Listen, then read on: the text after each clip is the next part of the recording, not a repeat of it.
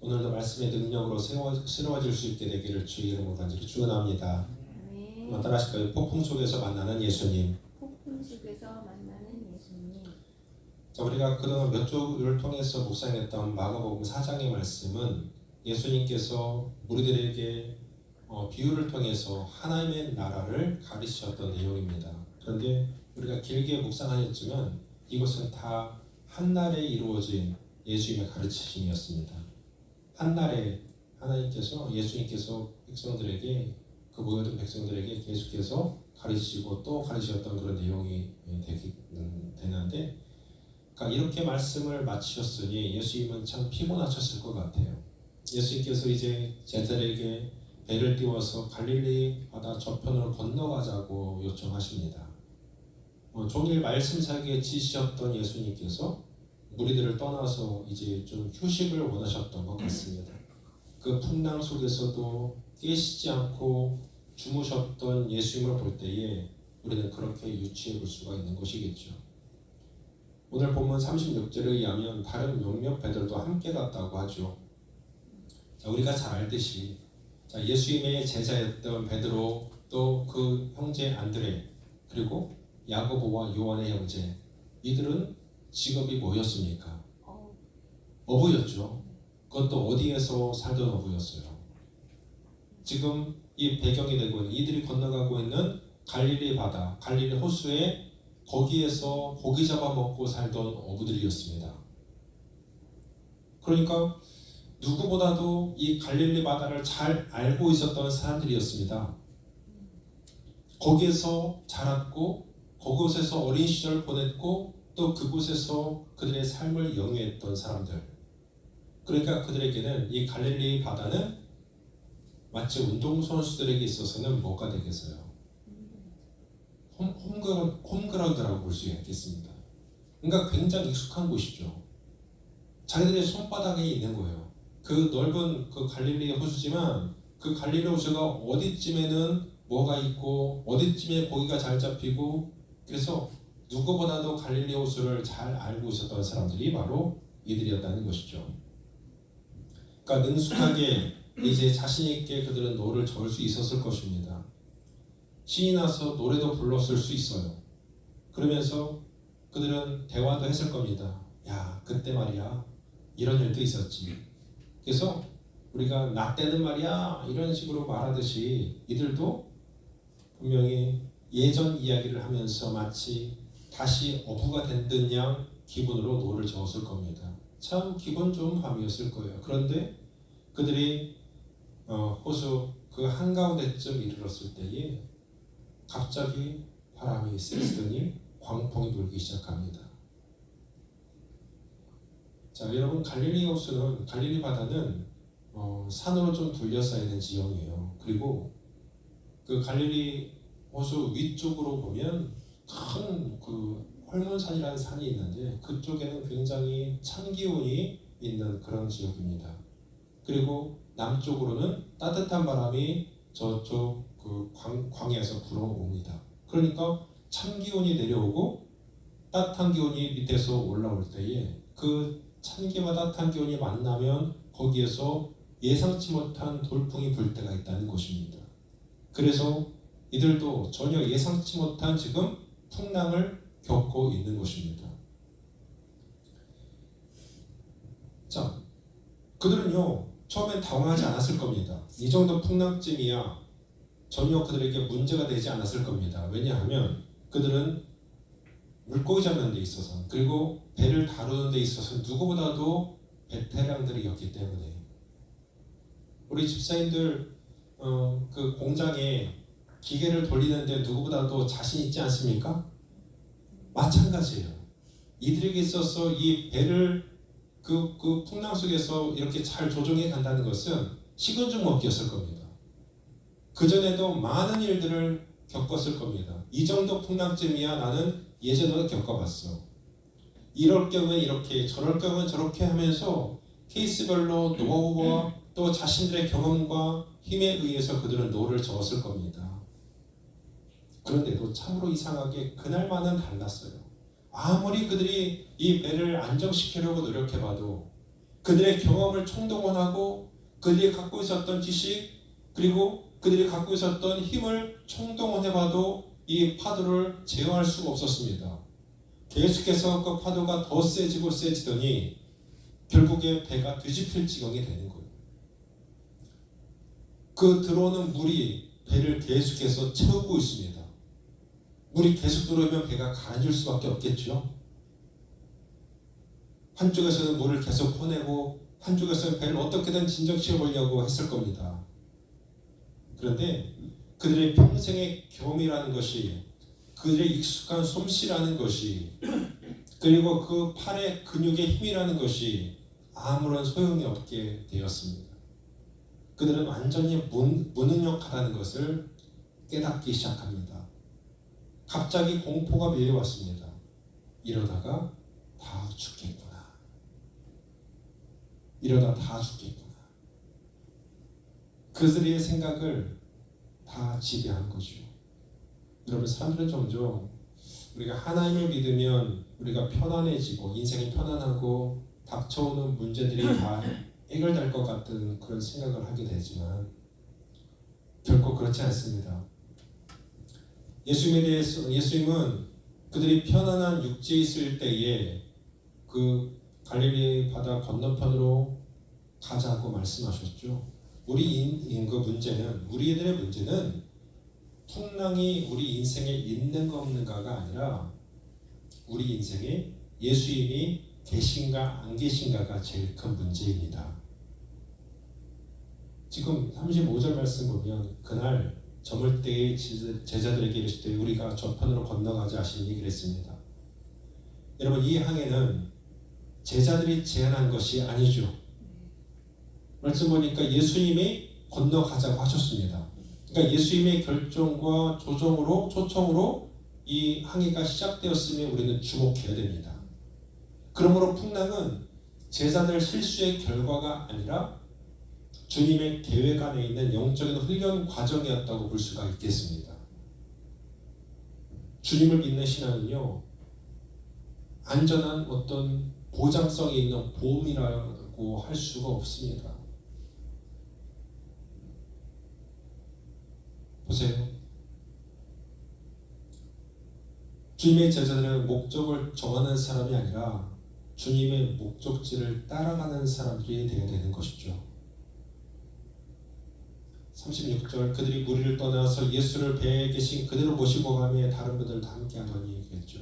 제자들은 지금 예수님의 요청대로 예수님을 모시고 갈릴리 바다로 나아갑니다. 이 표현은 단순한 기록이 아니라 인생의 항해의 어떤 신학적인 선언이라고 볼 수가 있겠는데, 여러분, 주님을 모시고 떠나는 항해는 절대로 실패하지 않는다. 여기 우리 아멘 할 수 있는가요? 주님을 모시고 떠나는 항해는 절대로 실패하지 않는다. 아멘이시죠? 그렇습니다. 그러나 주님을 모시는 것과 주님을 신뢰한다는 것은 동일하지 않아요. 많은 사람들은 예수님과 함께 있었지만 그들 모두가 예수님을 신뢰하는 것이 아니었습니다.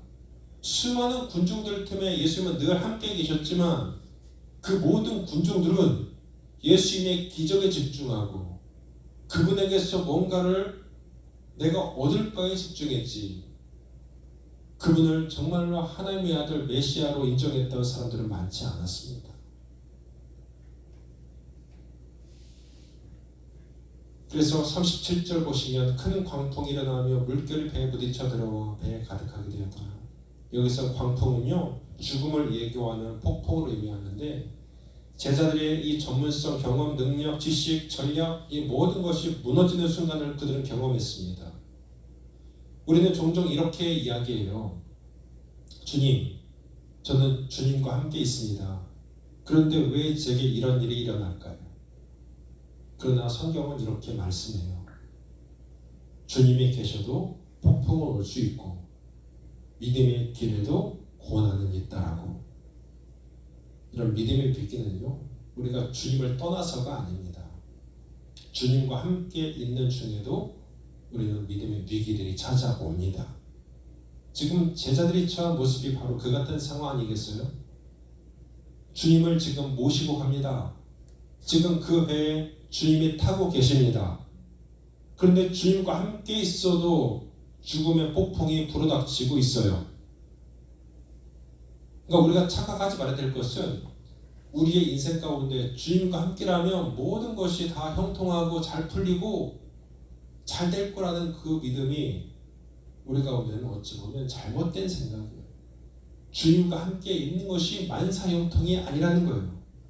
주님과 함께 있어도 우리 가운데 폭풍과 고난이 이렇게 밀려오고 우리가 죽을 것 같은 어떤 상황 속으로 내몰릴 수도 있다는 것을 우리가 봄을 통해서 볼 수가 있습니다. 예수님은 지금 38절에 고물에서 베개를 베고 주무시고 계세요.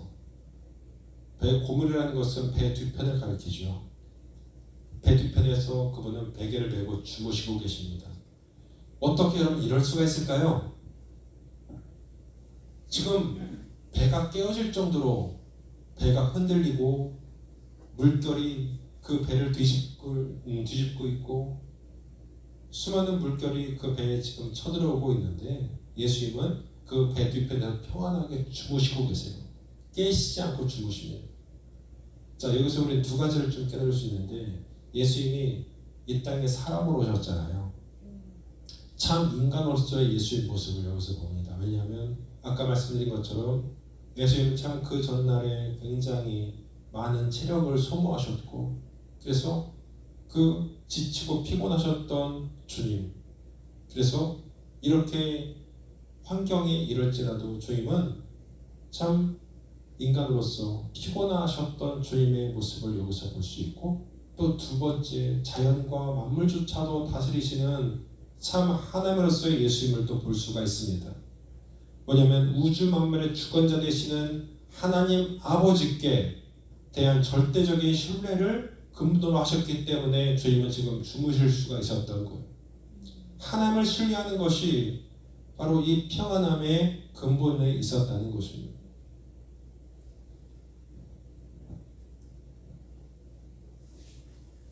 심판의 풍랑 속에서 여러분 오직 예수님만이 참 평안을 누리고 계셨다는 사실, 저는 저와 여러분들이 인생 최대의 위기 가운데서도 주님처럼 하나님을 신뢰함으로 주님이 누리셨던 평안의 주인공들이 다 되셨으면 좋겠습니다. 주님께서 우리 가운데도 이런 평안을 주시기를 축복합니다. 하나님을 신뢰하면 우리는 주님처럼 풍랑 가운데서도 평안히 잠잘 수 있는 인생이 될 수가 있는 거예요. 그런데 제자들이 지금 반응을 보십시오. 38절에 우리가 죽게 된 것을 돌보지 아니하시나이까. 이 질문은 단순한 요청이 아니라 하나님에 대한 불신의 표현이라고 생각합니다. 하나님, 왜 나를 사랑하지 않으십니까? 왜 하나님 침묵하십니까? 왜 나를 도와주지 않으십니까? 하나님, 제가 죽게 생겼는데 왜 내 손을 잡아주지 않으십니까? 라고 하나님에 대한 불신의 선언을 하고 있는 것입니다. 제자들의 문제는 풍랑이 아니라 예수님에 대한 잘못된 이해가 지금 문제예요. 우리들이 많이 범하는 오류이기도 하죠. 어떻게 하나님, 저가 죽게 생겼어요. 하나님 왜 침묵하고 계세요? 하나님 제발 제 손을 잡아주세요. 우리도 그런 고백 많이 하지 않습니까? 우리가 본문의 제자들에게서 보는 것은 그들은 예수님의 권세가 아니라 자기 현재의 감정과 상황을 그들의 지금 진리로 삼았다는 데 있습니다. 여러분, 내 삶의 해석의 기준이요, 우리는 우리의 감정에 의할 때가 많은데 우리의 감정이 아니라 하나님의 말씀이 내 삶의 해석의 기준이 되어야 될 줄로 믿습니다. 하나님의 말씀을 통해서 우리는 우리의 인생의 삶의 해석을 해낼 수 있어야 됩니다.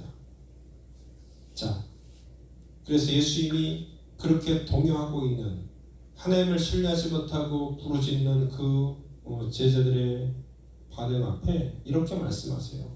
39절, 예수께서 깨어 바람을 꾸짖으시며 바다들이 이르시되 잠잠하라 고요하라 하시니 바람이 그치고 아주 잔잔하여지더라.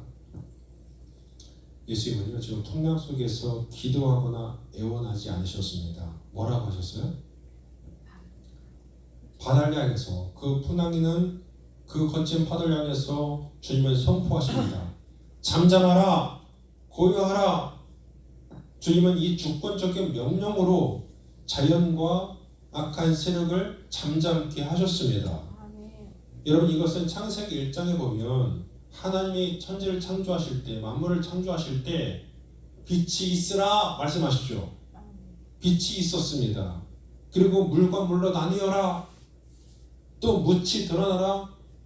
열매 맺는 나무를 내라. 계절과 날과 해를 이루게 하라. 이렇게 선포하셨을 때 그 말씀대로 하나님이 천지가 되어지는 것들을 보셨습니다. 이렇게 창조주 하나님의 명령과 지금 오늘 본문에 나오는 잠잠하라, 고요하라 동일한 선언이에요. 권위 있는 주의 선포. 예수님은 단순한 문제 해결사가 아니라 지금 세상을 창조하신 하나님의 권세로 그 자연에게 명령하시는 거예요. 그러니 하나님께 창조받은 자연, 그 풍랑과 파도조차도 하나님이 말씀하시니 잠잠하게 되었습니다. 아멘. 고요하게 되었습니다. 아멘.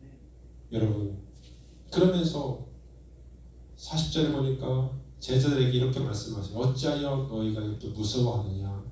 너희가 어찌하여 이렇게 믿음이 없느냐? 이렇게 말씀하세요. 바람과 파도를 꾸짖으셨던 예수님은 제자들의 믿음의 없음을 또 책망하고 계시지 않습니까? 풍랑의 문제보다도 믿음의 깊이가 문제라는 거예요. 믿음은 우리가 위기를 모르는 상태가 아닙니다. 위기를 알고 있어요. 그런데 그 위기 속에서도 예수님의 권능을 신뢰하냐 마냐, 너희가 나를 신뢰하느냐. 인생의 위기는 분명히 있다. 그렇지만 그 인생의 위기 가운데서도 나를 너희가 여전히 믿음으로 바라볼 수가 있겠느냐. 그것이죠. 너희에게 왜 그런 믿음이 없느냐. 그랬더니 결론적으로 지금 제자들은 이런 반응을 보입니다. 41절에 그들이 심히 두려워하여 서로 말하되 그가 누구이기에 바람과 바다도 순종하는가 하였더라. 이것은 단순한 감탄이 아니라요, 구약에서 연결된 신적인 인식의 질문이라고 볼 수가 있습니다. 그 다윗이 시편에서 이렇게 고백하잖아요. 시편 89편 9절 말씀 보여주세요. 자, 이 말씀을 읽어봅시다. 다윗의 고백입니다. 시작. 주께서 바다의 흉흉함을 다스리시며 그의 파도를 잔잔하게 하시나이다. 자, 다윗은 하나님께서 바다의 흉흉함을 다스리시고 또 그의 파도를 잔잔하게 하시는 하나님이시고 고백하고 있습니다. 이 본문과 똑같이 지금 예수께서 바다의 흉흉함을 다스리셨죠. 그의 파도를 잔잔하게 하셨죠. 그렇습니다. 따라서 제자들이 본 것은 인간 예수가 아니라 그분이 누구시기에 바람과 바다도 순종하는가, 이렇게 그들은 질문을 던지고 있는데, 그들이 본 것은 인간 예수가 아니라 성육신하신 창조주 하나님, 이 땅을 창조하셨던 창조주 하나님의 권능을 그들은 본 것입니다.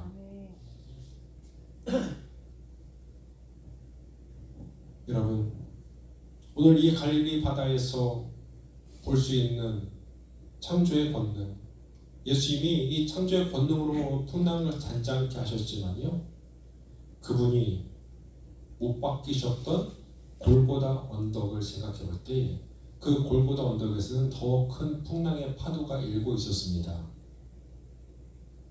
거기에는 예수님에 대한 모욕과 침뱉음, 또 구타, 채찍질, 또 십자가에 못 박는 순간까지 더 큰 풍랑들이 몰아치고 있었지만 예수님은 그때에는 창조주의 권능을 사용치 않으셨습니다. 그 모든 것을 그분은 다 자기가 스스로 감내해 내셨습니다. 왜일까요?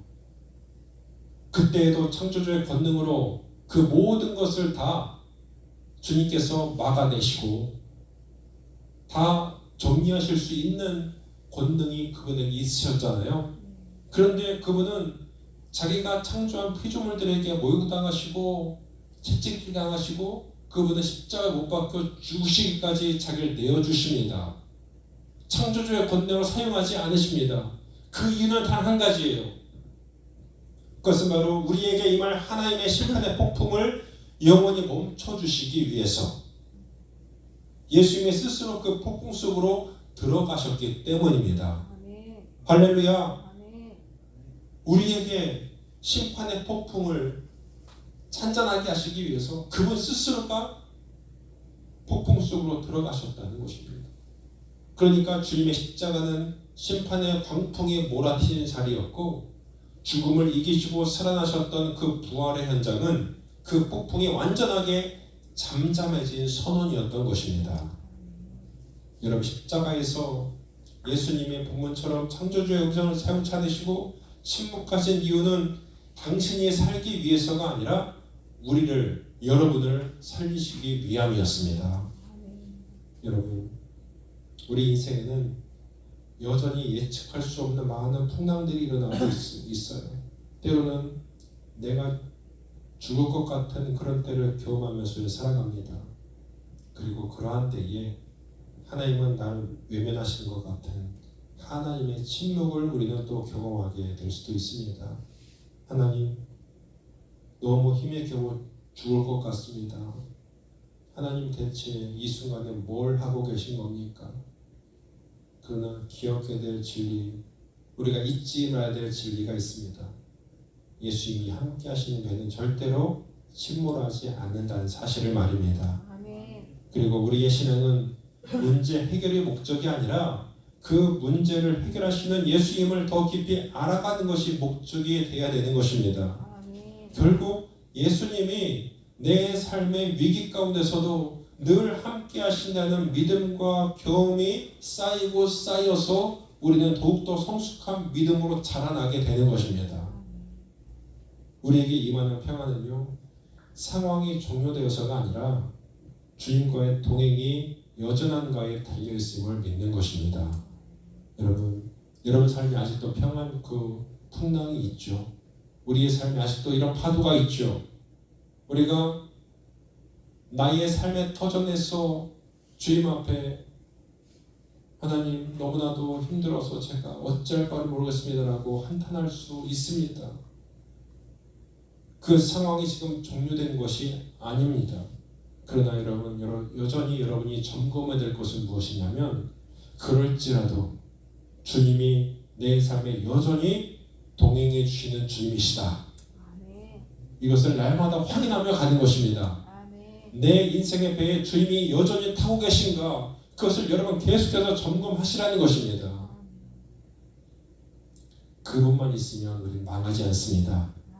그분을 태운 배라면 절대로 침몰하지 않습니다. 믿으시죠? 아멘. 내 삶의 파도를 향해서 선포하시는 창조주의 음성, 오늘도 여러분이 듣기를 바랍니다. 잠잠하라, 고요하라. 주님께서 오늘 여러분을 두렵게 만들고 작아지게 만드는 그 모든 삶의 아픔과 절망과 눈물을 잔잔케 해주실 수 있기를 축복합니다. 아멘. 어떠한 상황에 놓였을지라도 주님을 내 인생의 배에 모시고 간 인생 되셔서 주님이 내 인생의 파도를 잔잔케 하시며 결국 우리 모두가 안전한 소원의 항구까지, 하나님의 나라에 이를 때까지 우리가 그분의 인도를 받으며 걸어갈 수 있는 우리 사랑하는 에덴빛 지체들 다 되실 수 있기를 우리 주님의 이름으로 간절히 축원합니다. 아멘. 우리 함께 기도하겠습니다.